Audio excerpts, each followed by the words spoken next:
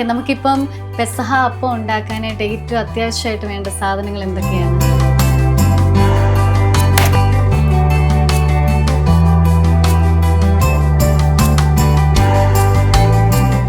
അപ്പം നമ്മുടെ മദർ തെരേസയെ കാറിലിരുത്തിയപ്പം ഉപയോഗിച്ചിരുന്ന ടർക്കിയും മദർ തെരേസയുടെ മുടിയും ഒക്കെ ഈ ഒരു ഭവനത്തിലുണ്ടല്ലേ? ആന്റി, മാവ് നമ്മൾ പാത്രത്തിലാക്കിയില്ല, അങ്ങനെയാണെങ്കിൽ നമുക്ക് കുരിശ് വെച്ചാലോ? കുടുംബനാഥനല്ലേ കുരിശ് വെക്കുന്നത്, നമുക്ക് കുടുംബനാഥനെ വിളിക്കാം. അമ്മ കന്യാ മണി തന്റെ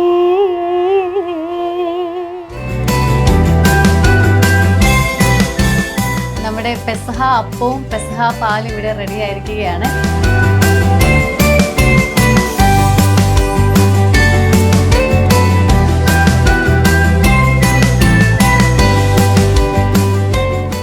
ഈശോ മിശിഹായ്ക്ക് സ്തുതിയായിരിക്കട്ടെ.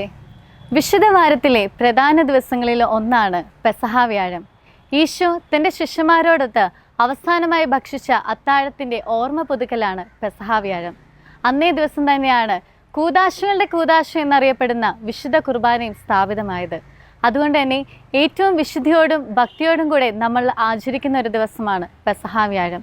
ദേവാലയത്തിലെ കാലുകഴുകൽ ശുശ്രൂഷകൾക്ക് ശേഷം വീടുകളിൽ കുടുംബാംഗങ്ങൾ എല്ലാവരുടെ ഒത്തുചേർന്ന് പെസഹ അപ്പവും പാലും ഉണ്ടാക്കുന്ന ഒരു ആചാരം നമ്മുടെ കേരള കത്തോലിക്ക ക്രിസ്ത്യാനികളുടെ പാരമ്പര്യത്തിലുണ്ട്.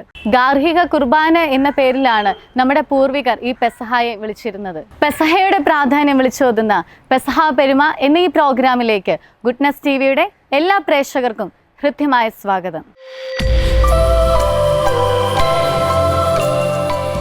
ഇന്ന് നമ്മോടൊപ്പം ആയിരിക്കുന്നത് ചങ്ങനാശ്ശേരി അതിരൂപത കുറുമ്പനാടൻ ഫൊറോന വികാരി ഫാദർ ജോബി കറുകപ്പറമ്പിൽ അച്ഛനാണ്. അച്ഛാ, ഈശോമിശിഹായ്ക്ക് സ്തുതിയായിരിക്കട്ടെ. അച്ഛാ, നമ്മൾ സാധാരണ ദേവാലയത്തിലാണ് എല്ലാ ശുശ്രൂഷകൾക്കും പ്രാധാന്യം കൊടുക്കുന്നത്. പക്ഷേ ഈ പെസഹ വ്യാഴാഴ്ച പെസഹ അപ്പം ഉണ്ടാക്കുന്നതും എല്ലാവരും ഒരുമിച്ച് ഭക്ഷിക്കുന്നതൊക്കെ വീട്ടിലാണ് പ്രാധാന്യം കൊടുക്കുന്നത്. എന്തുകൊണ്ടാണ് വീടിന് ഇതിന് കൂടുതൽ പ്രാധാന്യം നൽകുന്നത്?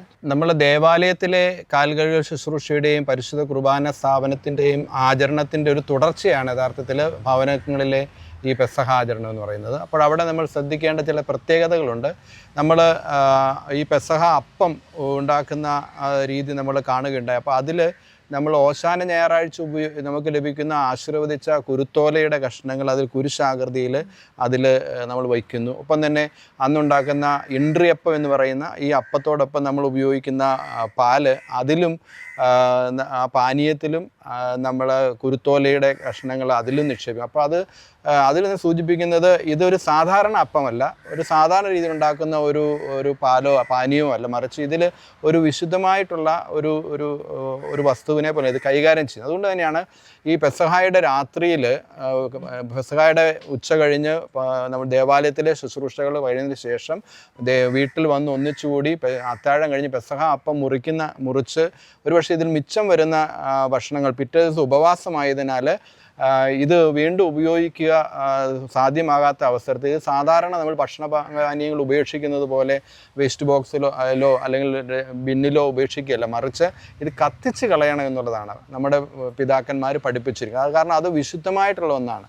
അപ്പോൾ ആ രീതിയിൽ ഇതിനെ പരിശുദ്ധമായി കരുതുക എന്നുള്ളത് നമ്മുടെ ഒരു പ്രത്യേകതയാണ്. പ്രത്യേകിച്ച് നമ്മുടെ കേരളത്തിൻ്റെ തെക്കൻ ഭാഗങ്ങളിലുള്ള രൂപതകളിൽ, ചങ്ങനാശ്ശേരി, പാല, കാഞ്ഞിരപ്പള്ളി, കോതമംഗലം ഇങ്ങനെയുള്ള രൂപതകളിൽ ഇത് വളരെ നാളുകളായിട്ട് ഇതിൻ്റെ ആചരണം വളരെ ശക്തമായിട്ട് കുടുംബങ്ങളിലെ പെസഹ വളരെ ക്രിയാത്മകമായിട്ട് ആചരിക്കുന്ന ഒരു രീതി നമുക്ക് ശക്തമായിട്ട് കാണുവാൻ സാധിക്കും. അത് ഒരു വിശ്വാസ പാരമ്പര്യത്തിൻ്റെ ഭാഗമായിട്ട് തന്നെയാണ് നമ്മൾ ഇത് കാണുകയും ഇത് ആചരിക്കുകയും ചെയ്യുന്നത്.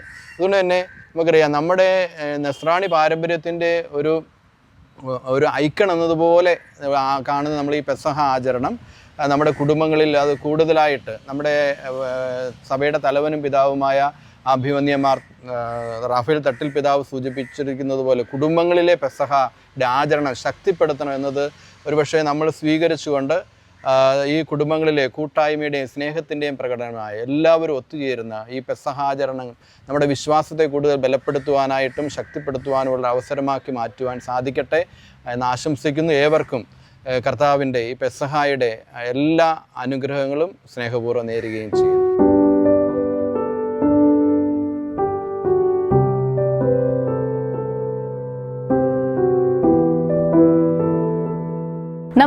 പൂർവികർ ഏറ്റവും ഭക്തിയോടും വിശുദ്ധിയോടും കൂടെ ആചരിച്ചിരുന്ന ആ പെസഹ ഇന്ന് നമ്മൾ വീണ്ടും അതേ പാരമ്പര്യവും പൈതൃകവും കാത്തു സൂക്ഷിച്ചുകൊണ്ട് വീണ്ടും അനുഭവിക്കാനായിട്ട് പോവുകയാണ്.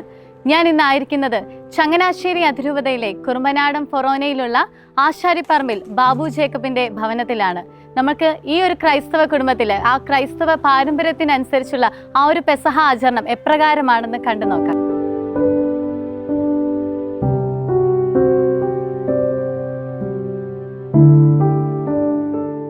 നമ്മൾ ഇന്നായിരിക്കുന്നത് ബാബു അങ്കിളിന്റെ ഭവനത്തിലാണ്. നമുക്ക് ഈ കുടുംബാംഗങ്ങളെ എല്ലാവരും ഒന്ന് പരിചയപ്പെടാം. അങ്കിളെ, ഞാൻ ബാബു ജേക്കബ്, ആശാരിപ്പറമ്പിൽ കാവാലത്തുനിന്ന് ഞങ്ങളിവിടെ താമസിക്കുന്നു. അപ്പനായിട്ട് 90 വർഷമായി. എനിക്ക് 3 പിള്ളേരാണ്, 2 ആണും 1 പെണ്ണും. എൻ്റെ ഭാര്യ വത്സ ബാബു വെച്ചിച്ചിറ തുരുത്തുങ്കവയൽ കുടുംബാംഗമാണ്. ഞാൻ മൂത്ത മകൻ അമേരിക്കയിലാണ്, സ്വന്തമായിട്ട് ബിസിനസ് ചെയ്യുന്നു. മരുമോള് സ്കൂൾ വൈസ് പ്രിൻസിപ്പളാണ്. അവർക്ക് 4 പിള്ളേർ, 3 ആണും 1 പെണ്ണും. രണ്ടാമത്തെ രോഹിത് ജെ സേവ്യർ, അവൻ കല്യാണം കഴിച്ചിട്ട് ചാലക്കുടി കണിച്ചായിന്ന് ശീതൽ മാഡത്തിനെയാണ്. അവർക്ക് 3 പിള്ളേർ ചോയ്സിൽ പഠിച്ചുകൊണ്ടിരിക്കുന്നു.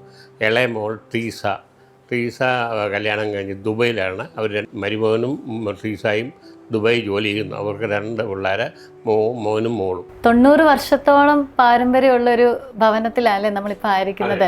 ഇപ്പൊ കണ്ടാലും ആ ഒരു പഴമ ഇപ്പോഴും നിലനിർത്തിയിട്ടുണ്ട് ഇവിടെ. അത് വത്സയുടെ മിടുക്കാണ്. അവളെല്ലാ 2 വർഷം കൂടുമ്പം പെയിൻ്റ് അടിക്കും. അതുപോലെ രോഹിത്തും ശീതളും ഇതിൻ്റെ പുറകിലുണ്ട്. അവരാണ് പെയിൻറ്റിങ്ങിൻ്റെ എല്ലാ വർഷവും 2 വർഷം കൂടുമ്പോൾ പെയിൻ്റ് അടിക്കും. വൃത്തിയായിട്ട് ചെതലൊക്കെ ഉണ്ടെങ്കിലും അതെല്ലാം കളയും. എൻ്റെ മുന്നിൽ കുറച്ച് വിശുദ്ധ വസ്തുക്കൾ ഇരിപ്പുണ്ട്. ഈ വിശുദ്ധ വസ്തുക്കളുടെ പിന്നിലെ കഥ എന്താണെന്നൊന്ന് പറയാമോ? ഞാൻ 20 വർഷം കൽക്കട്ടയിലുണ്ടാണ്. ഞങ്ങൾ താമസിക്കുന്ന തൊട്ടടുത്താണ് മദർ തെരേസയുടെ മെയിൻ ഹൗസ്.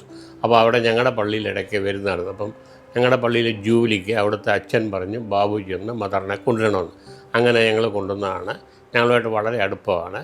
അത് കഴിഞ്ഞ് മദർ മരിച്ചു കഴിഞ്ഞപ്പോൾ 2016 ഒക്ടോബർ 2 ഇന്ത്യയെ വെച്ച് മദറിനെ പുണ്യവതിയാക്കി കഴിഞ്ഞ ശേഷം ഇൻഡോർ സ്റ്റേഡിയത്തിൽ വലിയ സ്വീകരണമുണ്ട്. അപ്പം അവിടുത്തെ ഒരു സിസ്റ്റർ ഞങ്ങളെ വിളിച്ചു പറഞ്ഞു ബാബുവും വത്സയും വരണം. ഞങ്ങൾ വരാമെന്ന് പോയി. വരാമെന്ന് ഞങ്ങൾ സമ്മതിച്ചു. അതും പ്രകാരം ഞങ്ങൾ പോയി അവിടുത്തെ ചടങ്ങെല്ലാം കഴിഞ്ഞപ്പോൾ എന്നോട് പറഞ്ഞു പോകരുത്, നാളെ അവരുടെ ഒരു പ്രേംദാൻ എന്ന് പറഞ്ഞൊരു മെയിൻ ഹൗസുണ്ട് ഈ പിള്ളേരൊക്കെ എടുക്കുന്നത്. അവിടെ പോയി എന്നോട് പറഞ്ഞു നീ കയറി വന്നപ്പോൾ ഒരു കടലാസിൽ പൊതിഞ്ഞ് തന്ന് ഒരു മുടി ആരെയും കാണിക്കേണ്ട കൊണ്ടുപോകണം എന്ന് പറഞ്ഞു. അതാ മുടി. അപ്പോൾ ഈ ടർക്കി അന്ന് മദറിനെ കൊണ്ടുവന്ന കാറിൻ്റെ സീറ്റയിൽ ഇട്ടതാണ്.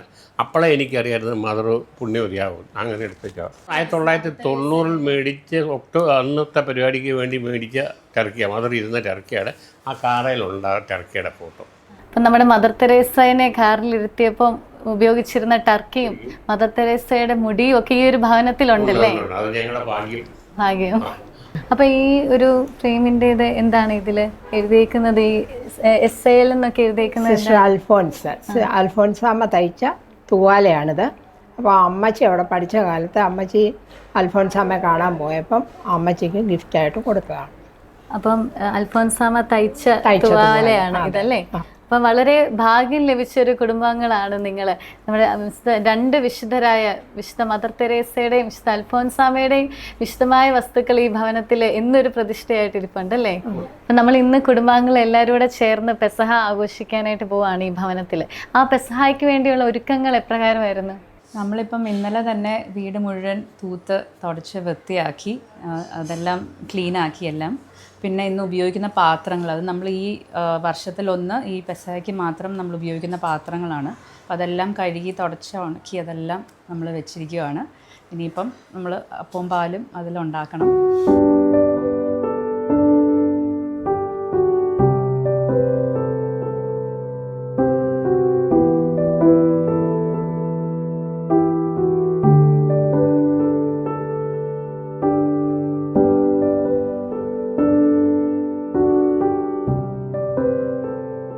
പെസഹ അപ്പം ഉണ്ടാക്കാനായിട്ടുള്ള ഒരുക്കങ്ങളൊക്കെ നമ്മുടെ അടുക്കളയിൽ ആരംഭിച്ചിരിക്കുകയാണ്. അപ്പം നമുക്ക് അടുക്കളയിൽ ചെന്ന് ആൻറ്റിയോട് ചോദിച്ചു നോക്കാം എന്തൊക്കെയാണ് ഈ അപ്പം ഉണ്ടാക്കാനായിട്ട് നമുക്ക് പ്രത്യേകമായിട്ട് ശ്രദ്ധിക്കേണ്ടത്, എന്തൊക്കെ സാധനങ്ങളാണ് വേണ്ടതെന്ന് നമുക്കറിയാം. ആൻറ്റി എല്ലാം റെഡിയാണോ? എല്ലാം റെഡിയാണ്. ഓക്കെ, നമുക്കിപ്പം പെസഹ അപ്പം ഉണ്ടാക്കാനായിട്ട് ഏറ്റവും അത്യാവശ്യമായിട്ട് വേണ്ട സാധനങ്ങൾ എന്തൊക്കെയാണ്? അരിപ്പൊടി വേണം, പിന്നെ ഉഴുന്ന്, ജീരകം, വെളുത്തുള്ളി, ചുമന്നുള്ളി, തേങ്ങ. ഓക്കെ ആൻറ്റി, അപ്പം നമ്മൾ ഏറ്റവും ആദ്യം എന്താ ചെയ്യാൻ പോകുന്നത്? ആദ്യം ഉഴുന്ന് വെള്ളത്തിലിടണം. ഓക്കെ, എന്നാൽ നമുക്ക് ചെയ്യാം. ചെയ്യാം. എത്ര അളവ് ഉഴുന്നാണ് നമ്മൾ പെസഹ അപ്പം ഉണ്ടാക്കാനായിട്ട് വേണ്ടി എടുക്കുന്നത്? 1/2 കപ്പ് ഉഴുന്ന് എടുത്തിട്ടുണ്ട്. ഇതെനിക്ക് തോന്നുന്നു നമ്മൾ അപ്പോൾ 2 അപ്പത്തിന് വേണ്ടി. നമ്മൾ എത്ര നേരം മുമ്പാണ് ഇതെല്ലാം 2 മണിക്കൂർ മുൻപ് ഏകദേശം ഇടണം. ഉഴുന്ന് 2 മണിക്കൂർ മുമ്പ് നമ്മൾ വെള്ളത്തിലിട്ട് വെള്ളത്തിലിടണം. അതെ. അപ്പം നമ്മൾ ഉഴുന്ന് ഇവിടെ വെള്ളത്തിലിട്ട് വെച്ചിട്ടുണ്ട്. 2 മണിക്കൂർ നേരത്തേക്ക് നമ്മൾ ഈ ഉഴുന്ന് മാറ്റി വെക്കാനായിട്ട് പോവുകയാണ്. അപ്പം ആൻറ്റി നമ്മളിത് മാറ്റി വെച്ചു. ഇനി എന്താണ് നമ്മൾ അടുത്തായിട്ട് ചെയ്യാൻ പോകുന്നത്? ഇനിയിപ്പോൾ അടുത്തതായിട്ട് പൊടി ഇച്ചിരി ചൂടുവെള്ളത്തിൽ വാട്ടി കുഴയ്ക്കണം. ഇത് നമ്മൾ എത്ര അളവ് പൊടി? ഇത് 2 ഗ്ലാസ് പൊടി, അരിപ്പൊടി 2 ഗ്ലാസ്. അതെ. അപ്പം നമ്മുടെ അരിപ്പൊടി ഇപ്പം റെഡി ആയിട്ട് പാകമാക്കാനായിട്ട് 2 മണിക്കൂർ വെക്കണം നമ്മൾ. ഓക്കെ, 2 മണിക്കൂറത്തേക്ക് നമുക്ക് മാറ്റി വെക്കാം. ഇനിയിപ്പോൾ അടുത്ത് നമ്മൾ എന്താ ചെയ്യണ്ടേ? അടുത്ത നമ്മൾ തേങ്ങ ചിരണ്ടാനായിട്ട് പോകാം അല്ലേ? അപ്പം ഇത് നന്നായിട്ട് ഇതിൻ്റെ പുറമെല്ലാം ക്ലീൻ ചെയ്ത് വേണം ഉപയോഗിക്കാൻ. എന്താണെന്ന് ചോദിച്ചാൽ അത് പരിശുദ്ധമായിട്ടുണ്ടാക്കുന്ന സാധനമല്ലേ. അപ്പം പൊടിയും നാരുകളൊന്നും വീഴാതെ ശുദ്ധമായിട്ടുണ്ടാക്കും. നല്ല വൃത്തിക്ക് ഉണ്ടാക്കണം. അതെ.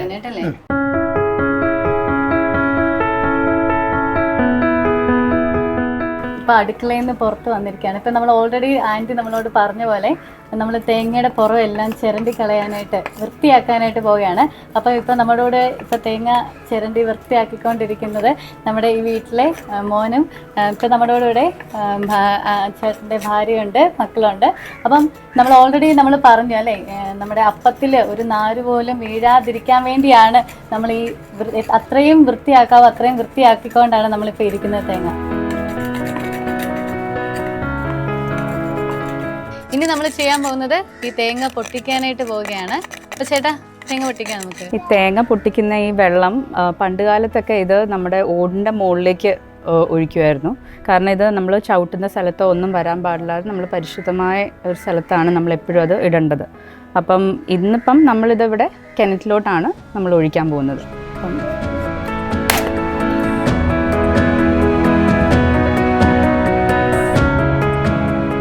അപ്പം നമ്മൾ ഓൾറെഡി ഇപ്പം പറഞ്ഞ പോലെ ഈ വെള്ളം നമ്മളിപ്പോൾ ആരും ചവിട്ടാൻ പാടില്ലാത്ത സ്ഥലത്തോട്ട് വേണം ഒഴിക്കാനായിട്ട്. അത്രയും വിശുദ്ധമായിട്ടാണ് നമ്മൾ ഈ പെസഹ അപ്പം ഉണ്ടാക്കുന്നതിൻ്റെ ഓരോ കാര്യങ്ങളും ചെയ്യുന്നത്. അതുകൊണ്ട് തന്നെ ഇപ്പം നമ്മൾ ഓൾറെഡി പറഞ്ഞ പോലെ നമ്മളിപ്പം ഈ തേങ്ങാ വെള്ളം ആരും ചവിട്ടാത്ത രീതിയിൽ നമ്മൾ കിണറ്റിലോട്ടാണ് ഒഴിക്കാനായിട്ട് പോകുന്നത്. അപ്പോൾ ചേച്ചി ഒഴിക്കാം.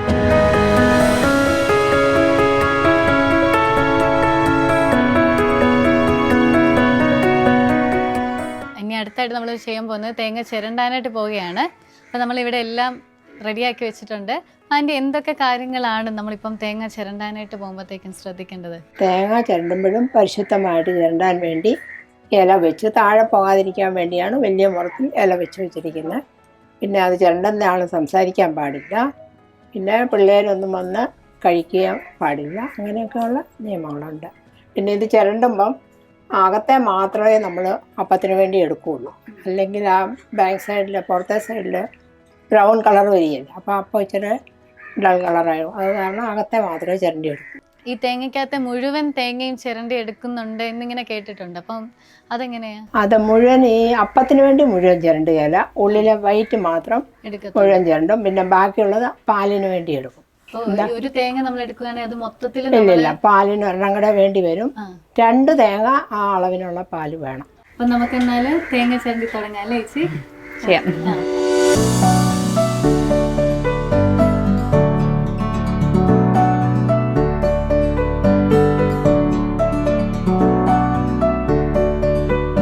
തേങ്ങ റെഡിയാണേ.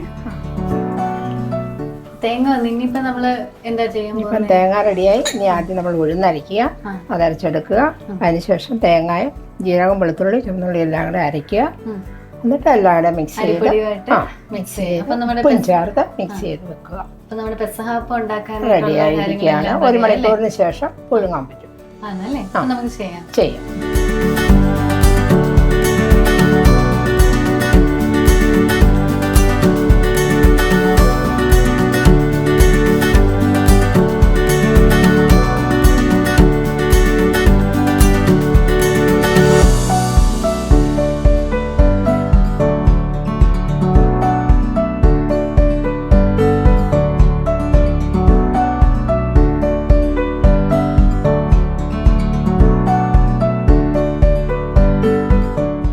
പെസഹ അപ്പവും പെസഹ പാലും ഒക്കെ ഉണ്ടാക്കുന്ന സമയത്ത് നമ്മുടെ വീടുകളിൽ ആ ഒരു പ്രാർത്ഥന അന്തരീക്ഷം നിലനിർത്താൻ വേണ്ടി നമ്മുടെ കുടുംബാംഗങ്ങൾ എല്ലാവരും കൂടെ ചേർന്ന് പ്രാർത്ഥിക്കുന്ന ഒരു പതിവുണ്ട്. ഇന്ന് നമ്മൾ കുടുംബാംഗങ്ങൾ എല്ലാവരും കൂടെ ഒത്തുചേർന്ന് പുത്തംപാന വായിച്ച് ഈശോയുടെ പീഡാനുഭവത്തിന് വേണ്ടി ഒരുങ്ങുകയാണ്. അമ്മ കന്യാ മണി തന്റെ നിർമ്മലതോ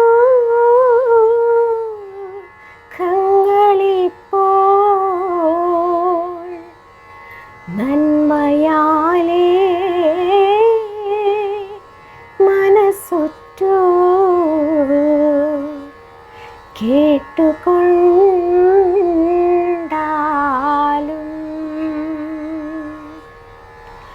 ദുഃഖമൊക്കെ പറവാനോ വാക്കുപോരാ മനുഷ്യർക്ക് ഉൽക്കനെ ചിന്തിച്ചു കൊള്ളുവാൻ ബുദ്ധിയും പോരാ. എൻ മനോവാക്കിൻ വശം പോയി പറഞ്ഞാലോ കയുമില്ല. അമ്മ കന്യേ തുണയെങ്കിൽ പറയാമൽപ്പം.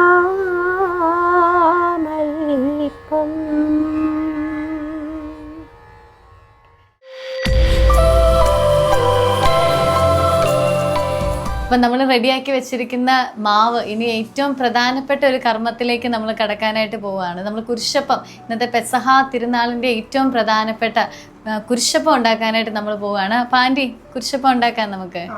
ഓക്കെ, പിന്നെ നമ്മൾ എന്താ ചെയ്യാൻ പോകുന്നത്? പാത്രത്തിൽ ഇച്ചിരി നെയ്യ് തൂത്തു, ഇനി അപ്പത്തിൻ്റെ മാവ് ഒഴിക്കുക. അത് കഴിഞ്ഞിട്ട് കുരിശ് വെച്ച് അപ്പച്ചെമ്പി വെച്ച് പുഴുങ്ങിയെടുക്കുക. അപ്പൊ അങ്ങനെയാണ് നമുക്ക് മാവ് ഈ പാത്രത്തിലോട്ട് മാറ്റാം. ഈ മുകളിൽ നമ്മൾ കുരിശ് വെക്കുന്നതല്ലേ കുരിശപ്പം അല്ലേ അമ്മേ? ആ കുരിശ് നമ്മൾ മുകളിൽ കുരുത്തോല കൊണ്ട് വെക്കുന്നതാണ് കുരിശപ്പം എന്ന് പറയുന്നത്. എനിക്ക് തോന്നുന്നു ചില പണ്ടൊക്കെ ഈ കുരുത്തോല കൊണ്ട് തന്നെ INRI എന്ന് പറഞ്ഞ് അവരുണ്ടാക്കി അപ്പത്തിന്റെ മുകളിൽ വെച്ച് പുഴുങ്ങുമായിരുന്നു. അതാണ് ഇൻട്രിയപ്പം എന്ന് വിളിച്ചിരുന്നത്. പിന്നെ എനിക്കൊന്നും അത് പലരും പറഞ്ഞ് അത് ഇൻട്രിയപ്പമായി. കൽത്തപ്പം എന്ന് പറയുന്നത് എനിക്കൊന്നും പുഴുങ്ങുമല്ല, അത് ചുട്ടെടുക്കുന്ന കൽത്തപ്പം എന്ന് അറിയപ്പെടുന്നത്. അങ്ങനെ പല പേരുകളിൽ ശരിക്കും ഈ അപ്പം അറിയപ്പെടുന്നു. അപ്പൊ ഈ ഓല നമ്മള് ഓശാനയ്ക്ക് നമുക്ക് കിട്ടുന്ന ഓലയാണ്, കുരുത്തോലയാണ് നമ്മൾ ഈ കുരിശാകൃതിയിലാക്കി ഈ കുരിശപ്പത്തിന്റെ മേലെ വെക്കുന്നത്. അതെ അതെ.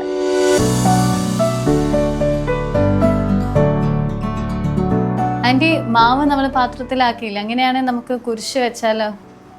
കുടുംബനാഥനല്ലേ കുരിശ് വെക്കുന്നത്, നമുക്ക് കുടുംബനാഥനെ വിളിക്കാം. Okay aunty. ശീതളം പായ തപ്പേ.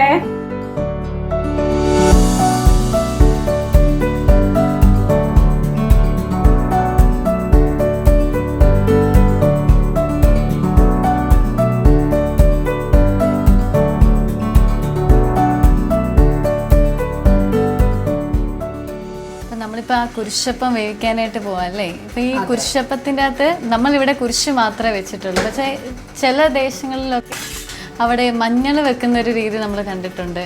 അതെന്താ ചേച്ചി?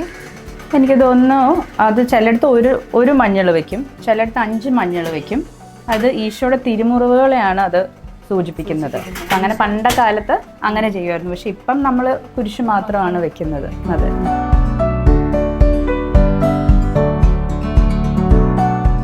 നമ്മൾ എന്ത് എടുക്കാൻ പോവാ? ഇനി നമ്മൾ അടയാക്കി വെക്കാൻ പോവാണ്. ഇലക്കകത്ത് ചില നാടുകളിലൊക്കെ അങ്ങനെയുണ്ട്. പല സൈഡിലൊക്കെ ഈ അടയാക്കി ചെയ്യും. കുരിശപ്പത്തിന്റെ കൂടെ അടയും കൂടെ വെക്കുകയല്ല. ഈ കുരിശപ്പത്തിന്റെ കൂടെ നമ്മളപ്പം കഴിക്കുന്നത് ഈ അടയാണോ? അല്ല, കുരിശപ്പത്തിനും കുരിശപ്പം മുറിച്ച് അതെല്ലാവർക്കും കൊടുക്കും. പിന്നെ അഡീഷണൽ സെക്കൻഡൊക്കെ വേണ്ടിയവർക്കൊക്കെ അടയും കൊടുക്കും.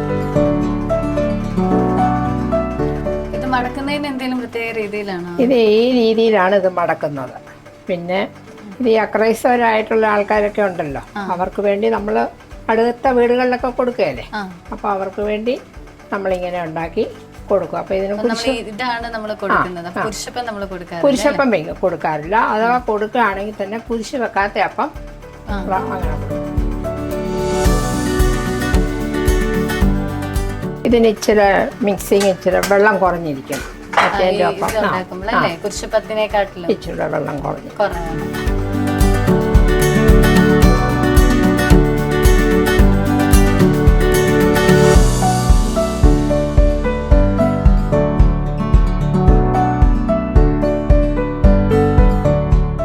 അങ്ങനെ നമ്മൾ പെസഹ അപ്പത്തിന് വേണ്ടിയുള്ള കാര്യങ്ങളെല്ലാം ചെയ്തു കഴിഞ്ഞു. ഇപ്പോൾ പെസഹ അപ്പം പോലെ തന്നെ ഇന്നത്തെ ദിവസം പ്രധാനമായിട്ടുള്ള ഒന്നാണ് പെസഹ പാല്. അപ്പം ആൻറ്റി, പെസഹ പാൽ ഉണ്ടാക്കാൻ വേണ്ടി നമുക്ക് എന്തൊക്കെ കാര്യങ്ങളാണ് ചെയ്യേണ്ടത്? എന്തൊക്കെയാണ് വേണ്ടേ? പാലിന് വേണ്ടി തേങ്ങ വേണം. തേങ്ങ ചിരണ്ടി റെഡിയാക്കി വെച്ചു.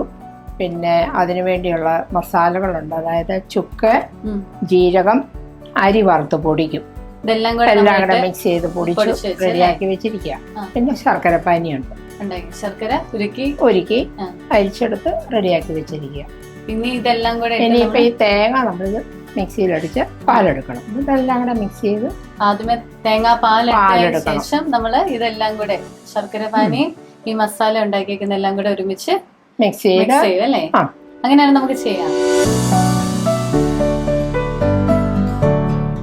ചില സ്ഥലങ്ങളിൽ നമ്മൾ ഈ ആൻറ്റി ഇപ്പം മിക്സ് ചെയ്തതിൻ്റെ അകത്ത് അരിപ്പൊടി ഉപയോഗിക്കുന്നത് പറഞ്ഞു കേട്ടിട്ടുണ്ട്. അപ്പം ഇവിടെ ആൻറ്റി അതിന് പകരം അരി ഉപയോഗിച്ചേക്കും അല്ലേ?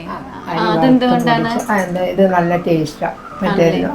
അപ്പൊ അതെങ്ങനെയാ ആൻറ്റി ചെയ്തേക്കുന്നത്? അരി നമ്മള് പള്ളിയിലൊക്കെ നേർച്ച കൊണ്ടിരുന്ന അരിയില്ലേ, അതുപോലെ വറുത്ത് ഇങ്ങനെ മലര് പോലെ വന്നു കഴിയുമ്പോൾ ജീരകവും ചുക്കും കൂടെ ചേർത്ത് പൊടിച്ചെടുത്ത് അത് മൂന്നിട്ട്. അപ്പം അരിപ്പൊടിക്ക് പകരം നമ്മൾ ഇവിടെ അരിയല്ലേ ചേർത്തേക്കുന്നത്. അപ്പം അതായിരിക്കും കുറച്ചുകൂടെ ടേസ്റ്റ് അല്ലേ?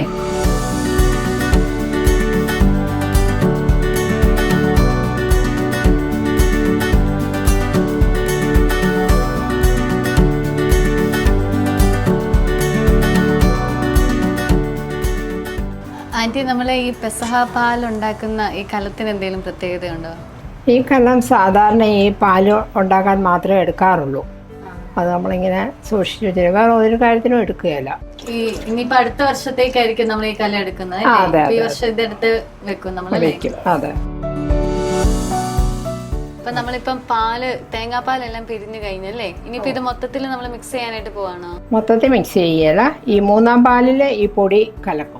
അതെന്തുകൊണ്ടാ? അത് അല്ലെങ്കിൽ ഒന്നിച്ചിട്ട് കഴിഞ്ഞാൽ കട്ട കെട്ടി കിടക്കും അല്ലേ? ഓക്കെ.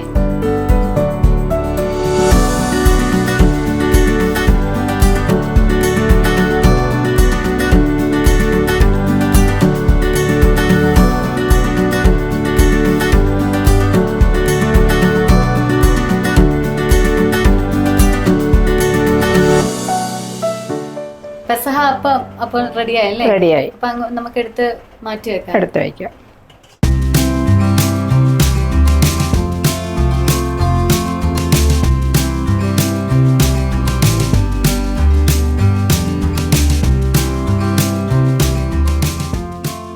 ഞങ്ങളുടെ ചെറുപ്പകാലങ്ങളിൽ ഞായറാഴ്ചകളിൽ പള്ളിയിൽ പോകും.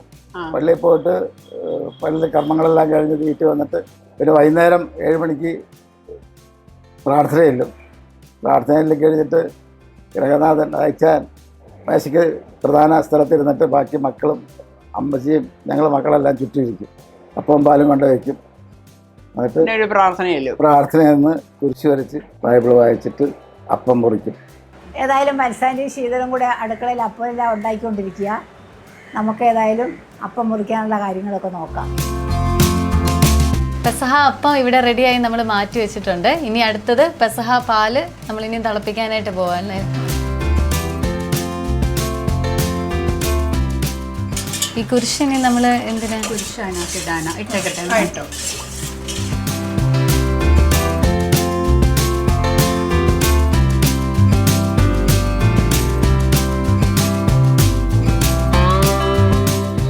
പെസഹ പാല് ഏകദേശം റെഡി ആയിട്ടുണ്ട്. ഇനിയിപ്പം പഴം ചേർക്കുക. അതായത് പഴം ഇട്ടാൽ നല്ലൊരു ടേസ്റ്റാ. ചില നാടുകളിൽ ഇല്ല, ചില ഭാഗത്തുണ്ട്. അങ്ങനെയൊക്കെ ഞങ്ങളിത് ഇടും. ഇടല്ലേ? ഓക്കെ. നമ്മുടെ പെസഹ അപ്പവും പെസഹ പാലും ഇവിടെ റെഡി ആയിരിക്കുകയാണ്. ഇനി ഏറ്റവും പ്രധാനപ്പെട്ട ഇന്നത്തെ ദിവസത്തെ ഏറ്റവും പ്രധാനപ്പെട്ട ചടങ്ങിലേക്കാണ് നമ്മൾ ഇനി അടുത്ത് കടക്കാനായിട്ട് പോകുന്നത്. നമുക്ക് പോകാം.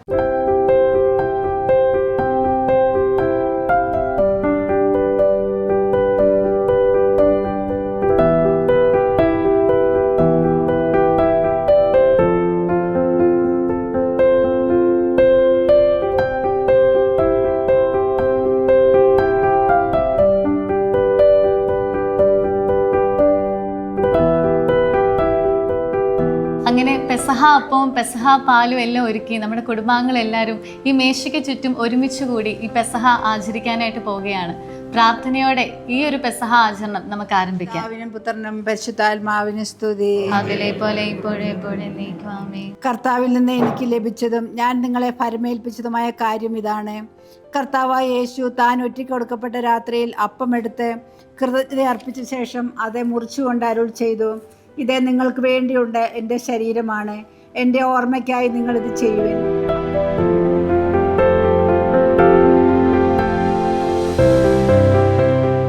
ഈശോ തൻ്റെ അന്ത്യത്താഴവേളയിൽ അപ്പം എടുത്ത് മുറിച്ച് ആശീർവദിച്ച് ശിഷ്യന്മാർക്ക് കൊടുത്ത പോലെ ഇന്ന് ഈ പെസഹ അപ്പം കുടുംബനാഥൻ മുറിച്ച് കുടുംബാംഗങ്ങൾക്ക് എല്ലാവർക്കും പ്രായമനുസരിച്ച് കൊടുക്കാനായിട്ട് പോവുകയാണ്.